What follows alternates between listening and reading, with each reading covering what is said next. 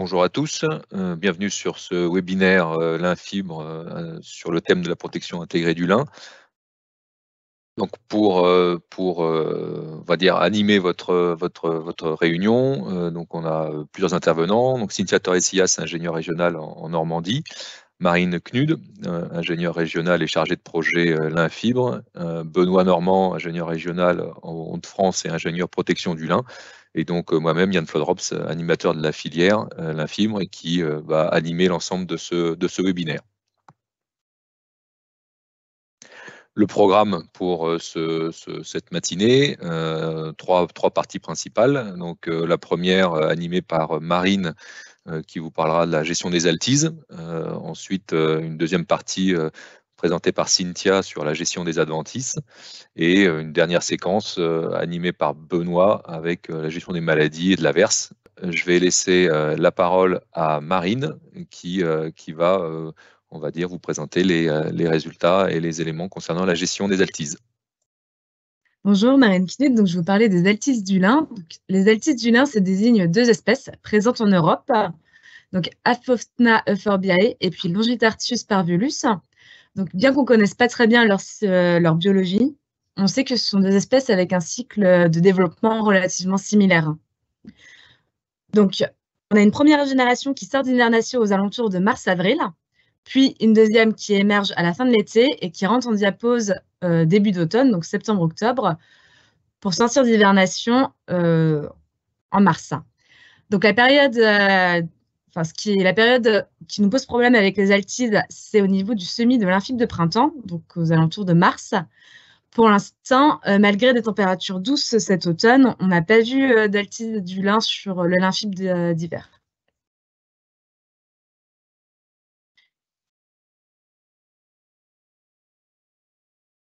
Alors, les altises du lin, c'est un risque qui s'anticipe. Depuis 2 ans, on suit un réseau de parcelles. Donc aujourd'hui, il y en a 77, afin en fait de déterminer quelles sont les parcelles qui pourraient être le plus à risque vis-à-vis des altises. Et on étudie notamment la vitesse de croissance du lin. Donc on se rend compte sur le graphique, donc avec en abscisse le nombre de jours entre le semis et le stade 3 cm et en ordonnée les dégâts, que les parcelles qui se développent moins vite peuvent être plus touchées par les dégâts d'altise. Donc un des enjeux, ça va être d'assurer une croissance rapide afin de limiter en fait la période de risque, afin de raccourcir la période de sensibilité. Donc pour assurer cette croissance rapide, un des leviers, ça va être de décaler la date de semis. Donc sur ce graphique, vous voyez, vous avez 3 périodes de semis, donc du 5 au 18 mars, du 20 au 31 mars et en avril. Et on se rend compte que les semis qui se font un peu plus tardivement, donc en avril, mettent moins de temps à atteindre le stade 3 cm. Donc ça, c'est assez logique puisqu'en fait, le lin va être exposé probablement à des températures plus chaudes et il est probable qu'il ait été semé dans des meilleures conditions de semis.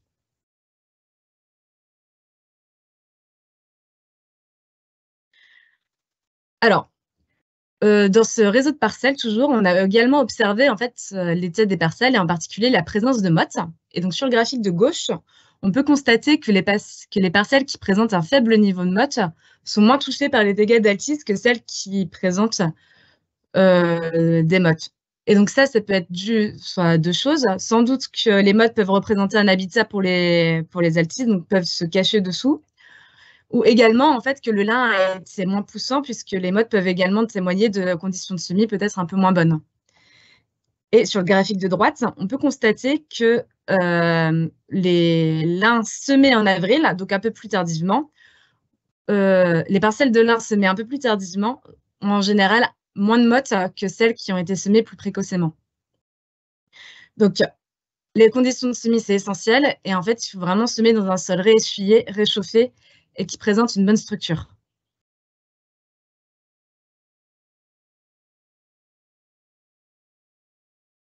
Ensuite, une fois que le lin est semé, il est nécessaire d'évaluer le niveau de risque. Donc ça se fait dès la germination jusqu'au stade de 3 à 5 cm où la période de sensibilité est dépassée. Donc ce suivi, il a à faire d'autant plus régulièrement que le lin est jeune, parce que plus le lin est jeune, plus il va être sensible aux altises. Donc des attaques dès la germination peuvent conduire à une perte de pied, tandis que si le lin est au stade 3 cm, ce seront simplement les feuilles qui seront endommagées. Donc l'idéal, c'est de suivre les parcelles toutes les 24 à 48 heures. Donc il est également nécessaire de surveiller la présence d'altise. Donc pour ça, en fait, on peut utiliser la méthode de la feuille à cape verte, qui permet en fait de compter le nombre d'altises présents sur la parcelle. Donc c'est pas très compliqué, il suffit de poser une feuille A4 préférentiellement de couleur verte et de tourner autour et de compter le nombre d'altises qui sautent dessus. Donc cette méthodologie, vous pouvez la retrouver sur la chaîne YouTube d'Arvalis ou encore sur le site internet. Ensuite, il est également nécessaire de surveiller le niveau de dégâts, donc il suffit de compter le nombre de morsures et enfin les conditions météo, sachant qu'un temps ensoleillé sera plus favorable aux altises et aux traitements insecticides. À l'inverse, un temps nuageux leur sera défavorable.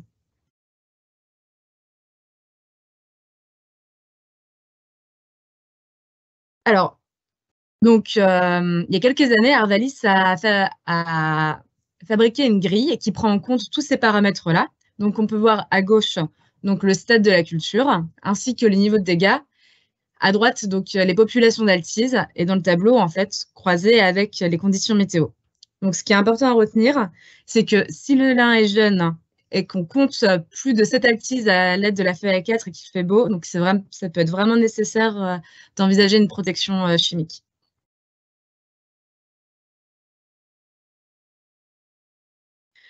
Donc, au niveau des produits disponibles, donc, ce sont essentiellement des pyrètres, donc comme la cyperméthrine, la deltaméthrine ou la lambda-cyalolitrine.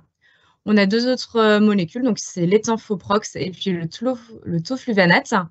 Et je rappelle que depuis novembre dernier, on n'a plus le droit au phosmet, donc ça correspondait au Boravi. Donc, ce qui est important de savoir, c'est que ce sont des produits de contact à action choc. Donc, du coup, au-delà en fait du produit choisi, ce qui va garantir l'efficacité du traitement insecticide, ça va être les conditions d'application.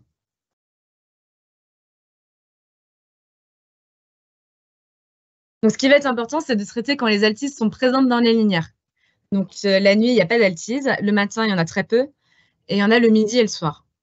Toutefois, le midi, l'hydrométrie est trop faible et du coup, il y a un risque fort de volatilisation. Du coup, on va préférer un traitement plutôt en fin d'après-midi d'une journée ensoleillée.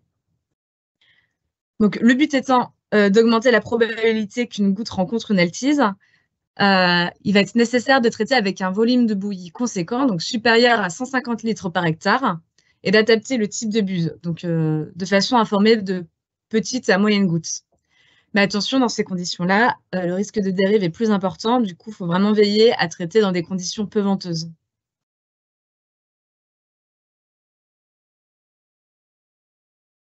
Donc là, du coup, un petit graphique qui résume les 2 essais menés en 2021 et 2022. Donc, ils ont été menés dans la Somme. Donc, un en 2022 à Aubigny. Il y a eu 2 traitements, donc un au stade levé et puis un autre au stade de feuilles ouvertes. Et à Forest, où il n'y a eu qu'un seul traitement au stade levé. Donc, en ordonnée, vous avez les produits qui ont été testés. Donc, ils sont pratiquement tous sous numéro. Ils sont non homologués, donc je ne vais pas pouvoir vous dire ce que c'est. Et en abscisse, donc vous avez l'efficacité qui est exprimée en pourcentage par rapport aux témoins non traités. J'ai également mis l'erreur standard et le nombre de répétitions. Donc, quand il y a 8 répétitions, c'est que le produit a été testé donc, sur les 2 années. Donc, ce qu'on peut constater tout d'abord, c'est que tous les produits, toutes les stratégies se sont révélées efficaces par rapport aux témoins non traités. On peut constater que le Karatéséon et puis le Trébon restent en fait les solutions les plus efficaces. Mais on peut voir que d'autres produits peuvent être également intéressants, donc ceux qui viennent derrière. Mais par contre, c'est important de noter que sur ces 2 années-là, en fait, les essais ont été très peu infestés en altise. Donc, on n'a jamais dépassé 15% de dégâts. Et quand on faisait des comptages à la feuille A4, on n'a jamais dépassé 5 altises, sachant que les préconisations de lutte chimique, c'est à partir de 5 altises. Donc voilà, donc des résultats à confirmer et puis un travail à continuer sur ces produits-là.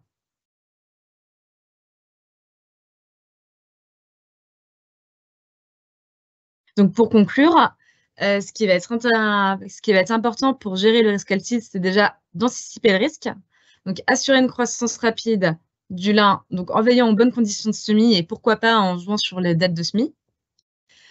Évaluer le risque, donc s'il faut un suivi régulier dès la germination, toutes les 24 à 48 heures, et il faudra surveiller donc le stade, la présence d'altise, les dégâts et les conditions météo. Donc ensuite, ajuster sa stratégie de lutte s'il y a besoin de traiter. Et enfin, l'optimiser à travers donc, des traitements en fin d'après-midi et en ajustant le volume d'eau et les buses. Voilà pour moi. Je vous propose d'enchaîner avec la suite des résultats d'essais sur la gestion des adventices, et donc avec un premier focus sur l'évaluation des solutions de lutte directe. Donc cette année, on avait 5 essais qui ont été conduits au cours de la campagne 2022. Et donc, pour chacun de ces 5 essais, on avait différents stades d'intervention du lin fibre. Donc, on est intervenu soit à 3 cm, soit à 5, soit à 10, soit à 15. Et pour chacun de ces différents stades d'intervention, vous retrouvez les stratégies qui ont été étudiées. Donc, on a notamment du shaker à 200 grammes hectare. On retrouve du métis, donc une hormone qui a été appliquée à 10 cm. Et puis après, donc, on a un ensemble de stratégies à base d'allié SX à 15 grammes hectare, donc soit de l'allié SX qui a été appliqué en solo, donc au stade 3 cm, soit associé avec une autre sulfonylurée, à savoir du gratyl, au stade 3 cm, ou bien en association avec des hormones comme le Lontrel ou le métis à 2 stades différents, à savoir 3 cm et 10 cm, et enfin avec de la bentazone, également soit à 3 cm, soit à 10 cm. Donc, on a regardé comment se comportaient ces stratégies dans les conditions de la campagne 2022 en termes de sélectivité vis-à-vis du lin fibre. Donc, les notes de phyto qui vous sont présentées dans ce graphique, c'est les notes qu'on a obtenues 14 jours après chacune des interventions. Donc, vous retrouvez sur la droite à quoi correspondent les 14 jours, les dates des 14 jours après chacune des interventions. Donc, la note de phytotoxicité, pour rappel, elle est évaluée sur une échelle qui va de 0 à 10. Et donc, quand les notes atteignent une note de 3, ou sont supérieures à 3, on présage que les symptômes visuels qu'on observe sur les plantes vont pénaliser potentiellement le rendement de la culture. Donc, dans les conditions de la campagne 2022, on voit que par rapport à l'allié SX, qu'il soit appliqué en solo, ou bien avec une autre sulfonylurée type gratyl, ou bien avec de l'imbatazone, donc du bazingrant, on a une très très bonne sélectivité du produit, puisqu'on a à chaque fois pour ces 3 stratégies des notes de phyto qui sont de 0. Donc, aucun symptôme visuel au champ. En revanche, quand l'allié a été en association avec des hormones type métis ou Lontrel, on a pu observer des symptômes au champ de phytotoxicité, donc qui ne sont pas équivalents à une note de 3, donc qui ne laissaient pas présager nécessairement d'un impact sur le rendement de la culture, mais des symptômes qui se rapprochaient d'un légitacement, voire d'une décoloration des feuilles.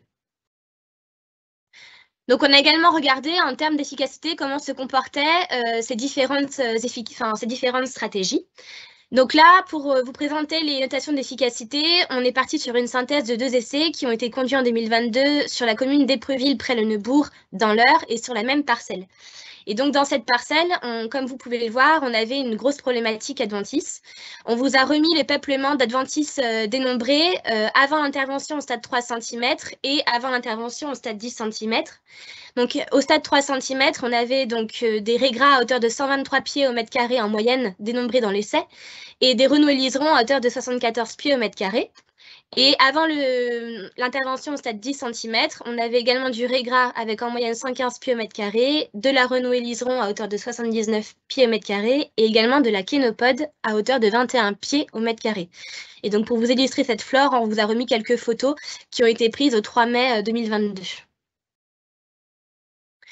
Donc, du coup, on est parti sur la stratégie à base de shaker de 100 grammes hectare et on a regardé quelle était l'efficacité de cette stratégie en pourcentage du témoin non traité et également à 2 stades d'application. Donc, le stade 3 cm qui est représenté par les histogrammes verts et le stade 10 cm qui est représenté par les histogrammes jaunes. Et donc, ce que l'on voit, c'est que lorsque le shaker a été positionné au stade 10 cm dans les essais cette année, eh bien, il présente des résultats d'efficacité qui sont en baisse. Sur renoué liseron, on perd à peu près 16% d'efficacité.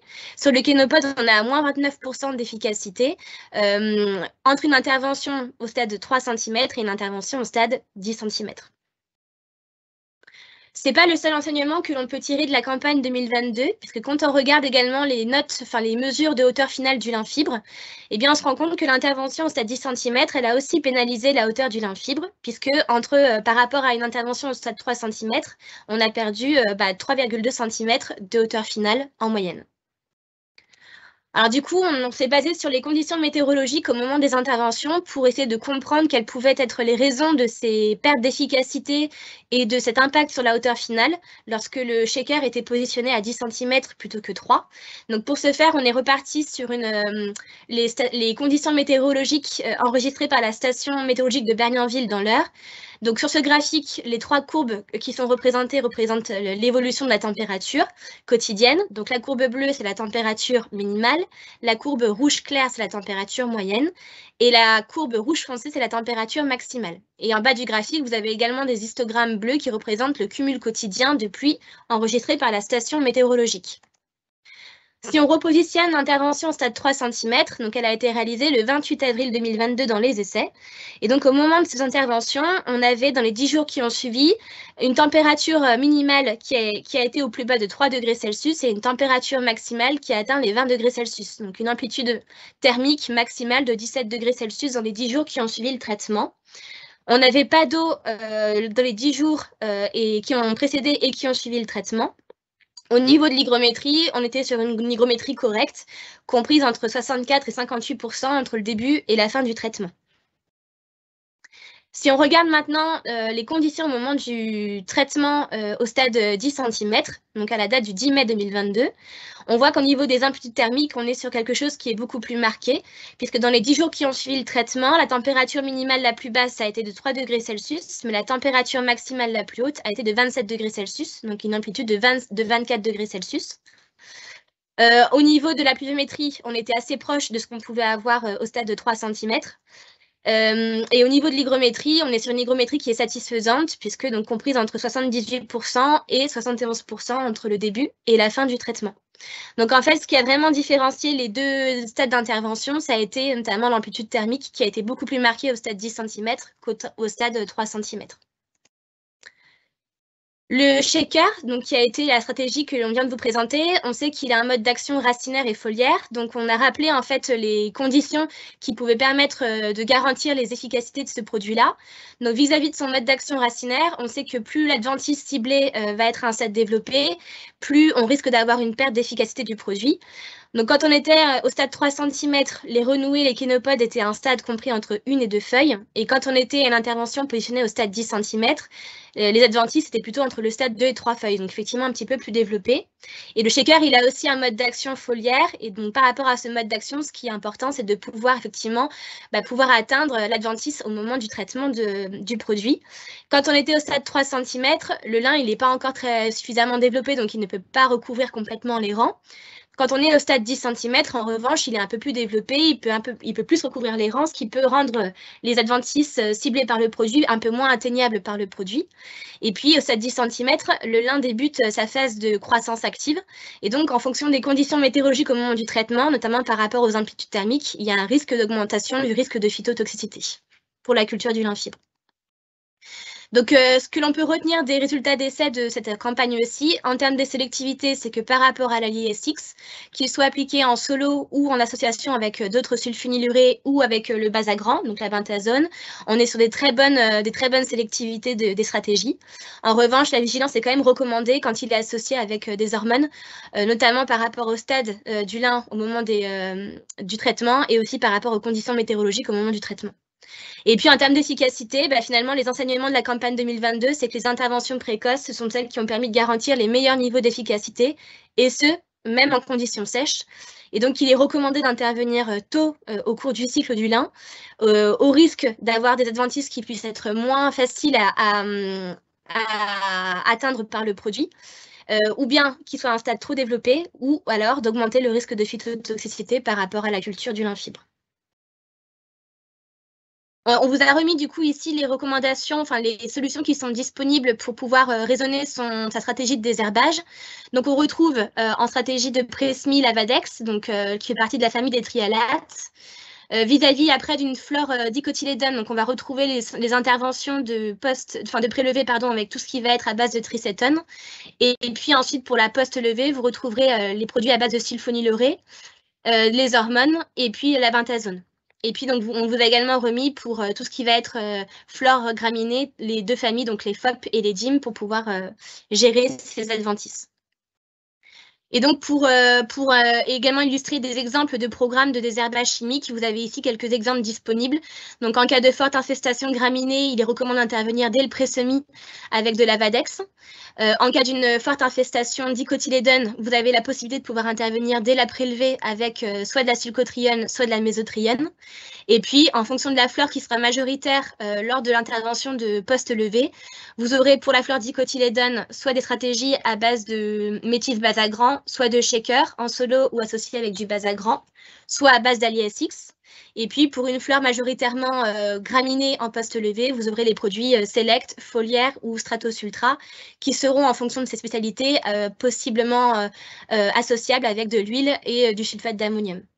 Un petit rappel également, pour les stratégies de post-levée, il est recommandé de séparer les interventions antidicotylédone des interventions antigraminées pour ne pas générer de phytotoxicité, et donc d'avoir un délai minimum de 8 à 10 jours entre les 2 interventions.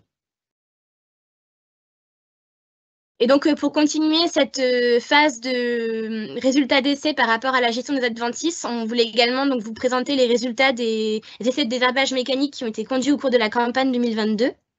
Donc, on avait 2 essais cette année, un qui était conduit dans l'Eure et un qui était conduit dans l'Aisne. Au niveau de l'essai qui était conduit dans l'Eure, on était dans un contexte d'une parcelle en limon profond et 3 stratégies ont été mises en œuvre. Donc, toutes ont reçu une intervention de prélevé.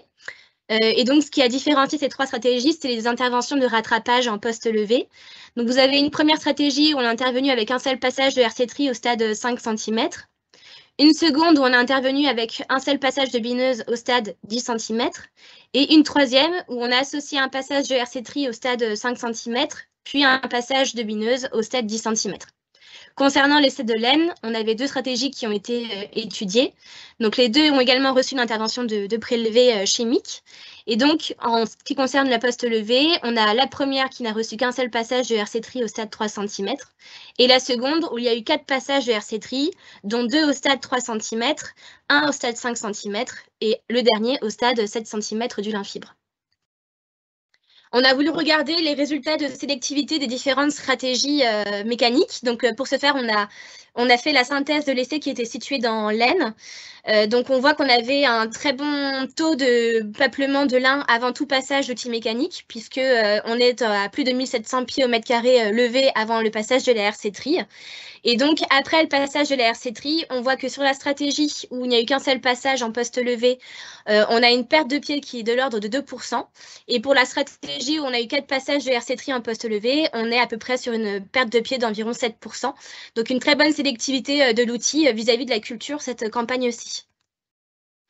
En termes d'efficacité, on est parti sur l'essai de l'Eure pour vous présenter les efficacités, puisque l'essai de l'Aisne n'avait quasiment pas de peuplement d'adventices dans la parcelle. Donc, dans l'essai de l'Eure, on voit qu'on a une grosse problématique en ce qui concerne les renoués liserons, puisque dans les peuplements qui ont été réalisés avant tout passage d'outils mécaniques, on est à 113 pieds au mètre carré, avec, en fonction des zones de l'essai, des comptages qui vont de 60 à 176 pieds au mètre carré. On a également une grosse problématique regret anglais, avec en moyenne 41 pieds au mètre carré et une dispersion qui va de 18 à 75 pieds. Et puis également de fumeterre et de kénopodes avec en moyenne 11 pieds au mètre carré et de la renouée liseron avec 7 pieds au mètre carré. La renouée des oiseaux, avec 7 pieds au mètre carré. Donc, vis-à-vis de ces différentes flores, on a regardé quels avaient été les taux de destruction des adventices par rapport aux témoins non traités grâce à ces différentes stratégies de désherbage mécanique. Donc, par rapport à la stratégie où on est intervenu avec un passage de bineuse en post-levé, on voit qu'on est sur des taux de destruction qui sont assez insatisfaisants, tout comme pour la RC-tri. On est à 23% de taux de destruction des raies gras. Et pour les renoués liserons, kénopodes blancs et renoués des oiseaux, on est entre 0 et 10%. La stratégie qui permet de pouvoir avoir les meilleurs taux de destruction, c'est la stratégie où on a combiné le passage de la RC Tri et de la bineuse en poste levé. Alors sur Regra, on est à 77% de taux de destruction. Et puis sur Renault et Liseron, 32 et sur Kenopod Blanc, 25. Donc on est également quand même sur des taux de destruction qui sont assez insatisfaisants sur Renault et Kenopod. Je vous ai remis du coup, oui, donc ce qu'on peut dire effectivement, c'est que les outils mécaniques, ils ont montré leurs limites cette année par rapport aux adventices à racines pivotantes. Pour rappel, donc, je vous ai remis les résultats des essais en fait, pluriannuels et des suivis de parcelles pluriannuels qui ont été réalisés entre 2018 et 2021 sur les adventices qui étaient majoritairement présentes dans les essais de désherbage mécanique cette année. Donc, on voit que par rapport au Regra, en pluriannuel, on est sur un taux de destruction moyen de 53%. Par rapport à la Renault et Liseron, on était en moyenne sur les 4 années de pluriannuel de 45% de taux de destruction. Sur les Kenopod, on était à 74%. Et sur la Renault et des oiseaux, donc on n'avait qu'un seul essai entre 2018 et 2021 où on avait cette adventice-là, et on voit qu'on était à 0% de taux de destruction. Alors, ce que l'on peut dire plus globalement par rapport au choix des outils mécaniques pour raisonner des stratégies de désherbage qui font appel à des outils mécaniques, ça va être de prendre en compte le type de sol, puisque ce qu'on voit, c'est que la bineuse va être en capacité de pouvoir passer dans davantage de types de sol que la herse étrie et la houe rotative, où on voit qu'effectivement, ce sont deux outils qui vont être assez limités pour les petites terres à cailloux ou les terres argilo-limoneuses à silex. Ce qu'on peut dire également globalement des outils mécaniques, c'est qu'ils vont être insatisfaisants pour pouvoir gérer les vivaces et que les dicotylédones annuels sont les adventices qui vont pouvoir être les mieux gérés par ces outils. Et en termes de stade des adventices, pour la RC Tri et la rotative, si on veut garantir leur efficacité, il vaut vraiment mieux privilégier des stades très jeunes des adventices, donc entre le stade de germination et le stade une feuille. Pour la bineuse, on a un spectre de stade d'adventice un peu plus large pour pouvoir intervenir avec des bonnes efficacités. Et donc, les recommandations que l'on peut avoir de ces différentes stratégies de désherbage mécanique vis-à-vis du lin, donc on l'a vu, RC Tri ou rotative, il faut intervenir à des stades très jeunes des adventices, mais du coup, c'est compliqué à mettre en œuvre dans des linéaires, puisque intervenir sur des stades très jeunes des adventices, ça veut dire intervenir sur des stades très jeunes du lin. Donc, ça peut être compliqué quand la plante n'est pas encore suffisamment enracinée, sachant qu'en plus, on est sur une profondeur de semis qui est de 1 à 2 cm. Également, ce que l'on peut dire plus globalement, c'est qu'il vaut mieux privilégier des interventions, une fréquence d'intervention à minimum de 2 passages pour être sûr qu'on puisse éventuellement, après la première intervention, s'il y a des repiquages, pouvoir détruire les graminées qui auront repiqué. Et puis, il faut également être en capacité de pouvoir intervenir sur un sol qui est ressuyé et à un moment où, au niveau des conditions météo, on est en capacité de garantir une absence de pluie ou une très faible pluviométrie dans les 2 à 4 jours qui vont suivre les interventions mécaniques. Donc, globalement, le désherbage mécanique à lui seul, c'est un levier qui va être insatisfaisant pour pouvoir gérer à lui seul les désherbages dans les linéaires. Ça reste bien un levier qui va être à mettre en place de façon complémentaire à d'autres leviers, tels que la rotation, le travail du sol, le faux semis et puis également du désherbage conventionnel. En dernière séquence avec gestion des maladies et de l'averse par la suite, avec quelques premiers éléments, donc ici pour remettre un peu dans le contexte de l'année, donc un premier graphique qui montre l'évolution de l'oïdium dans les témoins dans les témoins non traités de nos essais. Donc on avait 5 essais sur la thématique maladie en 2022. Donc bon, voilà, un essai dans le 27, un dans Seine-Maritime, 2 dans le 80 et un dans le Pas-de-Calais. Donc la courbe rouge au milieu du graphique, c'est l'évolution moyenne de l'oïdium dans les témoins non traités, donc c'est la moyenne de tous les essais. Et les autres courbes sont l'évolution dans les différents essais. Donc, qu'est-ce que ça nous raconte? En fait, c'est ce qu'on voit, c'est que dans certains essais, certains secteurs, on a une pression oïdium très, très tôt, donc à des stades très jeunes de la culture, donc à 20-30 cm du lin, on commence à observer de l'oïdium, parfois même de manière assez violente, assez fort. Donc, vous avez ici sur une échelle de 0 à 10, 2 essais où on est entre 5 et 9 en termes de notes d'intensité. Donc, c'est vraiment une pression assez forte à des stades plutôt jeunes. Et je vous ai mis également un courbe ici en pointillé. Donc c'est l'évolution de l'oïdium moyenne, donc toujours dans un témoin non traité, mais sur des variétés tolérantes. Donc on a mis des variétés tolérantes en témoin dans les essais et on voit qu'on a quand même une progression de l'oïdium qui est beaucoup plus limitée que sur une variété plutôt sensible.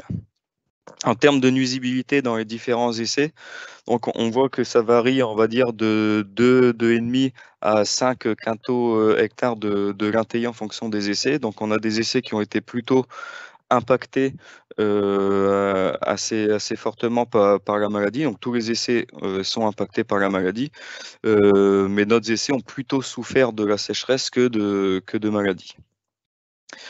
Donc ici, un petit tableau sur l'effet de la tolérance variétale justement sur le rendement en fonction de la variété utilisée. Donc si c'est une variété sensible, une variété tolérante, donc ça c'est les rendements en l'intayé, donc en quintaux hectares dans les différents témoins. Donc vous voyez, vous avez 740 ici kilos de fibres sur l'essai de l'heure. Et par exemple, sur l'essai, si je prends les deux, le mini et le maxi, donc sur l'essai de la Somme, on est dans le témoin non traité à 16,9 quintaux.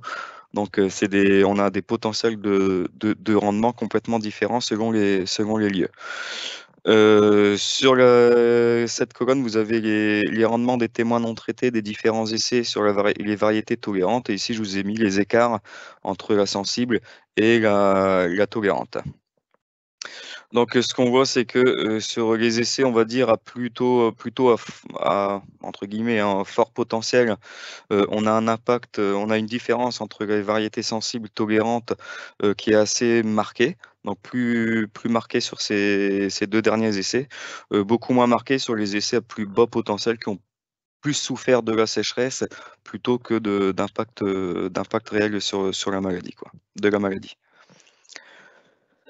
Donc en termes de réponse des différentes stratégies, donc ici je vous ai mis quelques éléments sur l'impact du positionnement des différentes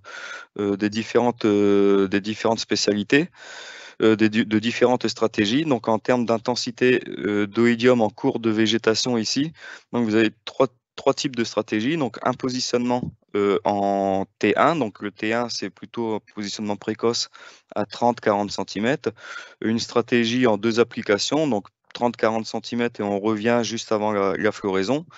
Et puis un positionnement unique juste avant la floraison, donc en T3, c'est-à-dire qu'on laisse le lin se développer et on intervient pour lutter contre les maladies plutôt en fin de cycle.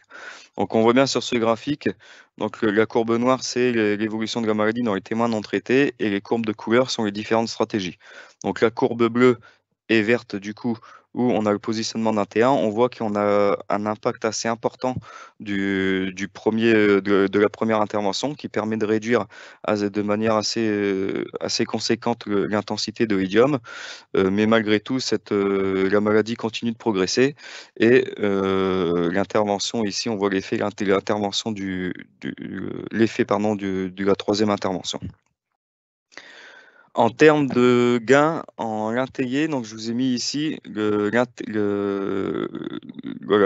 l'intérêt du positionnement, le poids quelque part de chaque positionnement. Donc c'est exprimé en pourcentage du témoin non traité, donc c'est en gain en l'intayé par rapport au témoin non traité.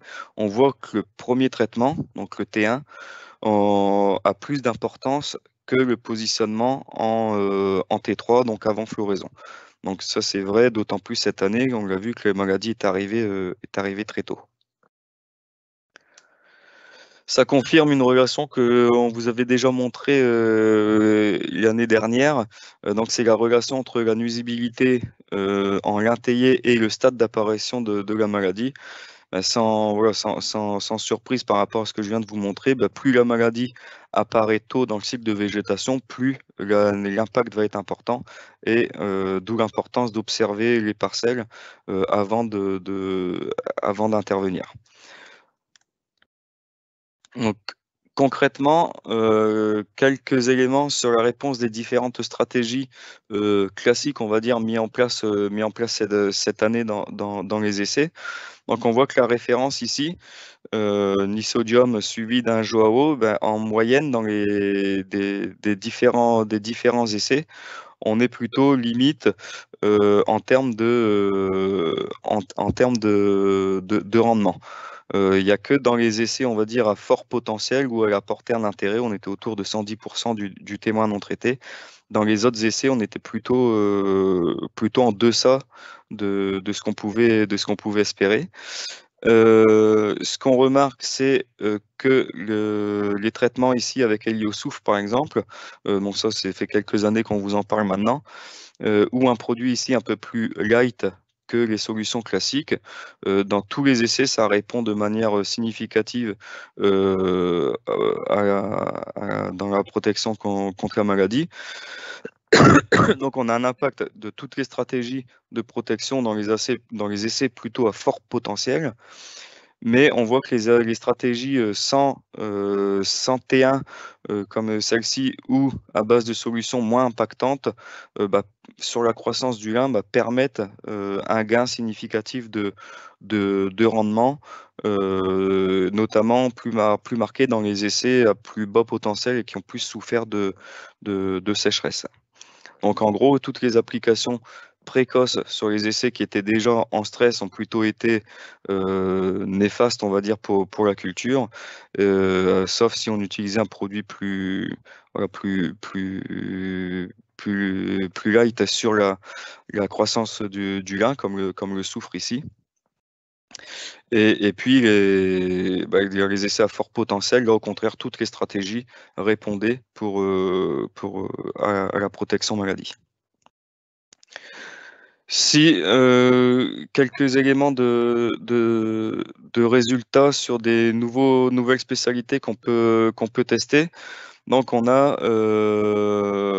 plusieurs spécialités voilà, sans dévoiler exactement ce qu'il y a dans ces produits, mais c'est pour vous montrer l'impact, qu'on a une confirmation de l'impact du T1 par rapport au T3. Donc les différentes spécialités qu'on a pu tester, que ce soit le 2201 ici, donc qui est positionné uniquement en T1 et uniquement en T3, on voit qu'en T1, ça répond, on a 120% du rendement non traité, alors que positionné trop tardivement, on est plutôt proche du témoin non traité. C'est comme si on avait rien fait. Les autres spécialités répondent un peu de la même manière, et on voit que des spécialités solo, on arrive au même niveau que des spécialités aujourd'hui quasiment de référence comme le soufre, ou encore que l'Isodium Joao ou Mr Gold Joao, qui sont de référence aujourd'hui dans les programmes de protection. Donc bon, voilà, il y a des choses nouvelles qui sont travaillées, qui semblent très intéressantes, notamment positionnement précoce, on l'a vu comme on le voit cette année. Autre élément qui a pu être travaillé, donc c'est l'intérêt du biocontrôle, association ou non avec des biostimulants, et notamment sur des variétés tolérantes, et à l'inverse sur des variétés plutôt sensibles. Donc là, il y a plusieurs types d'applications, donc ce qu'on appelle le T0, donc des applications très précoces à 10-20 cm, des applications à 30-40 cm, des applications 50-60 en cours de croissance, et une dernière application juste avant la floraison. Donc les bâtonnets orange sont sur les réponses des stratégies, donc en pourcentage, toujours exprimé en pourcentage du témoin non traité, sur une variété tolérante, et les bâtonnets bleus sont les réponses des différentes stratégies sur une variété plutôt sensible. Donc là, sur des stratégies en 2 passages, donc on a la référence ici, donc ça répond plutôt positivement dans ces 2 essais. Donc on est autour de 105% du témoin non traité. Et par contre, lorsqu'on met du biocontrôle, et en particulièrement ici le soufre, on voit qu'on arrive à des rendements bien supérieurs. On arrive à 125%, autour de 125% du témoin non traité.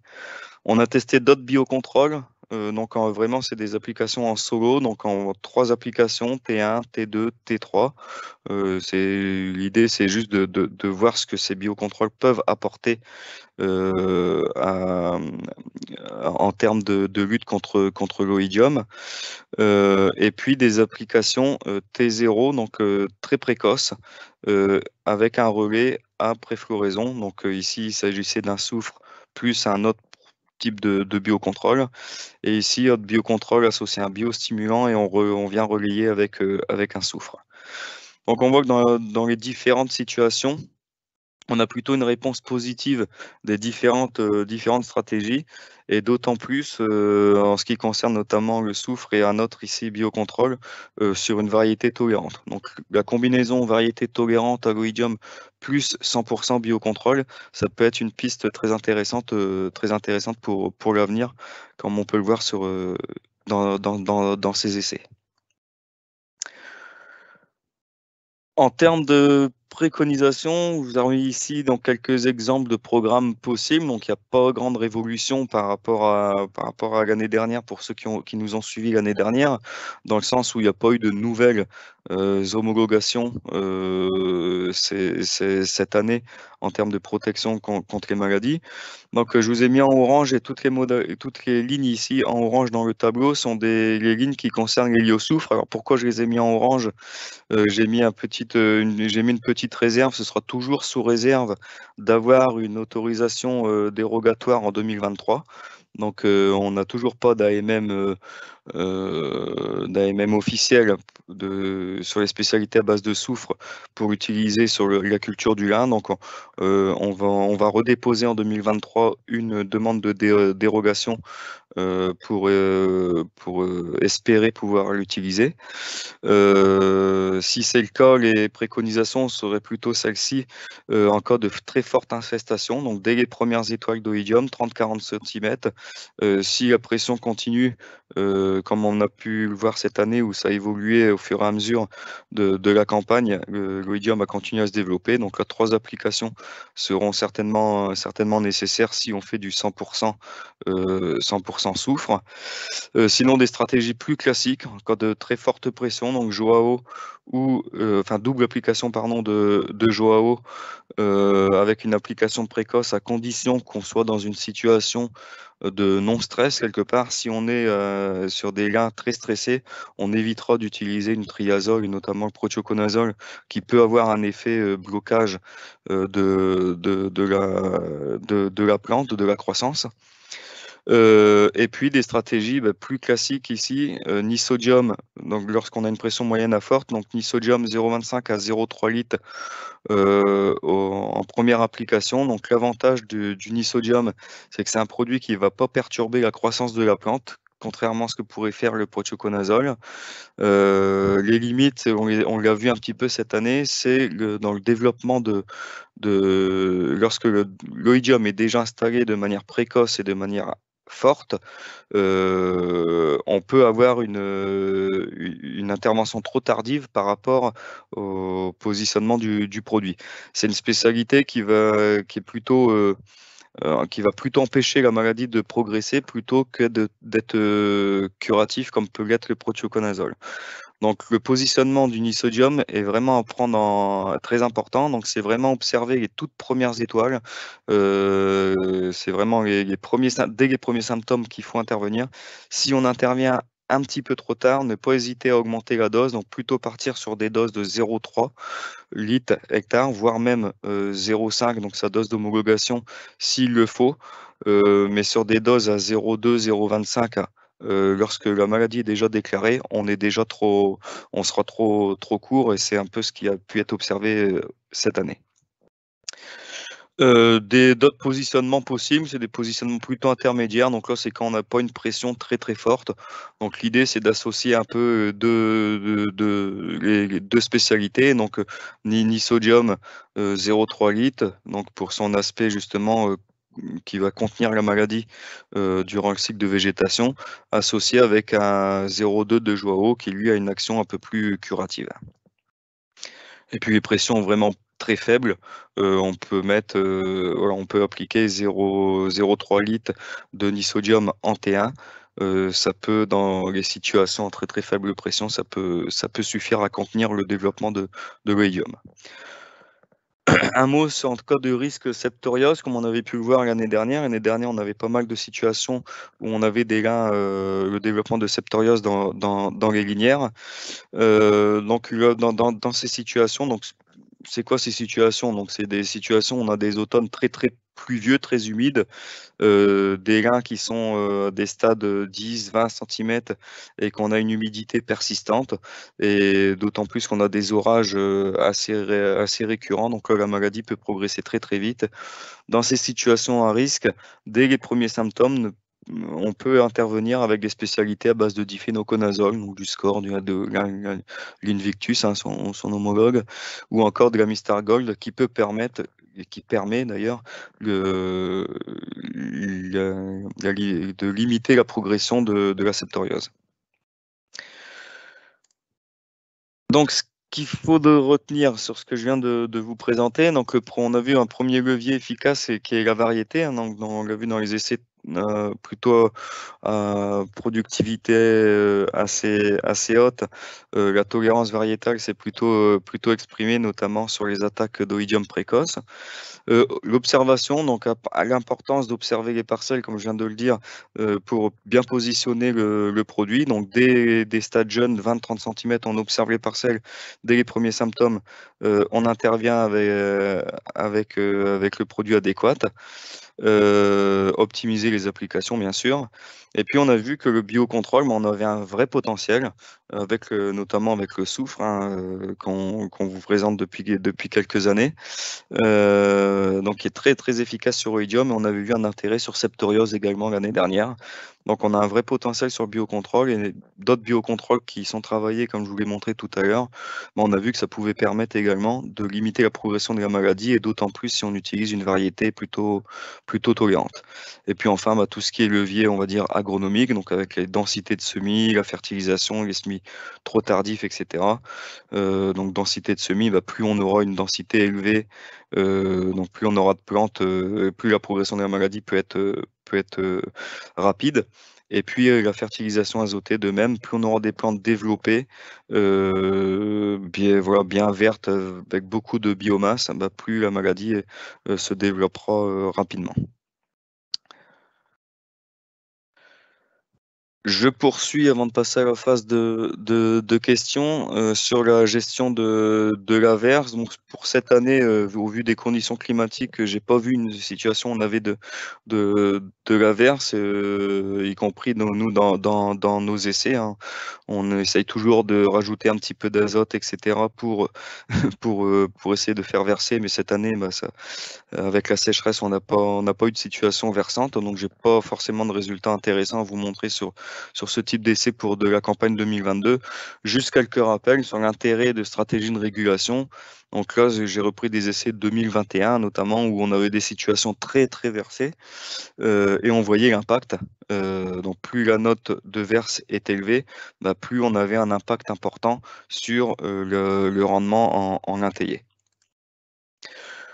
Bon, pour intervenir contre l'averse, donc une petite grille de risque assez simple, mais c'est des manières qu'on fait plutôt des choses qu'on fait de manière plutôt automatique lorsqu'on est dans une parcelle, mais c'est une grille de risque qui prend en compte plusieurs facteurs, donc 3 facteurs, donc notamment le climat, les prévisions climatiques, le sol et puis la culture en elle-même. Donc à ces différents facteurs, on attribue une note de 0 à 3 en fonction de l'importance des différents sous-facteurs, hein. Donc si on a des temps anticycloniques chauds, secs, etc., on sera plutôt sur un risque nul, alors que si on a des orages imminents, par exemple, avec des vents forts et des fortes températures, on sera plutôt sur un risque fort, donc on attribuera une note de 3. Au niveau du sol, plus on sera sur des sols superficiels, moins on aura de risque, et plus on sera sur des sols profonds, riches en azote, plus le risque sera élevé. Donc là, on attribuera une note de 3 dans ces situations-là. Et puis la culture en elle-même, ensuite, on va surveiller, on va regarder à quelle densité de plantes au mètre carré on se situe, et puis surtout la vitesse de croissance de la plante pour déterminer le risque. L'addition de la note de ces 3 facteurs nous conduit à un risque entre 0 et 9, donc un risque nul sur une note de 0,3 et un risque très fort sur les notes 8 à 9. En termes de préconisation, donc en fonction quelques exemples possibles en fonction du risque à la parcelle. Donc si on a un risque nul, quel que soit le stade, pas d'intervention. On va commencer à raisonner le type d'intervention, le type de produit, la dose en fonction du risque et du stade de la culture. Donc plus on sera sur un risque élevé et sur un stade tardif, plus on augmentera la dose de la spécialité que l'on aura choisie pour intervenir. Donc ces spécialités, c'est Toprex, Carix en particulier, qui ont des efficacités, on va dire, à peu près équivalentes, ou les T-verse vraiment en cas de nécessité, on va dire, absolue, en cas d'urgence. Et dernière chose, donc toutes les interventions avec les régulateurs, c'est le dernier recours. Il faut bien avoir en tête qu'une intervention systématique avec un régulateur, on risque de pénaliser le rendement de la plante. Ce qu'on cherche dans la culture du lin avant tout, c'est de faire de la fibre. Donc plus on aura de longueur, théoriquement, plus on aura de fibre. Donc si on applique un régulateur systématiquement, on va forcément stopper la croissance de la plante. Donc bien raisonner, numéro 1, le choix variétal. Donc toutes les variétés ne vont pas présenter la même sensibilité à l'averse. La densité de semis. Donc l'objectif, c'est de viser un peuplement autour de 1600 plantes au mètre carré. Et puis la fertilisation azotée. Bien raisonner la fertilisation azotée, puisqu'un excès d'azote peut amplifier le risque de verse de la culture. Et d'autant plus que lorsque l'on s'appuie sur la méthode bilan, au final, c'est la dose X déterminée a priori qui est plutôt la dose la plus adaptée en termes de fertilisation. Donc pas de systématisme pour la régulation, plutôt raisonner les différents leviers en amont plutôt que de miser sur un régulateur. Concernant les informations complémentaires, je l'ai dit, il y aura un Arvalis Info spécial Linfib qui sera prévu en 2023 avec les résultats des essais 2022, donc sur lequel vous trouverez les synthèses qu'on a pu présenter ici sous format papier et aussi téléchargeable gratuitement sur le site d'Arvalis, ainsi que les résultats variétés. Et puis pour rappel, il y a toujours le guide de culture de poche qui est disponible sur le site des éditions Arvalis, qui reprend les préconisations sous forme succincte, ainsi que les informations principales concernant les aspects réglementaires sur les produits de protection du lin. Voilà, nous en avons fini avec ce webinaire. Merci de votre participation et on vous dit à bientôt. Au revoir.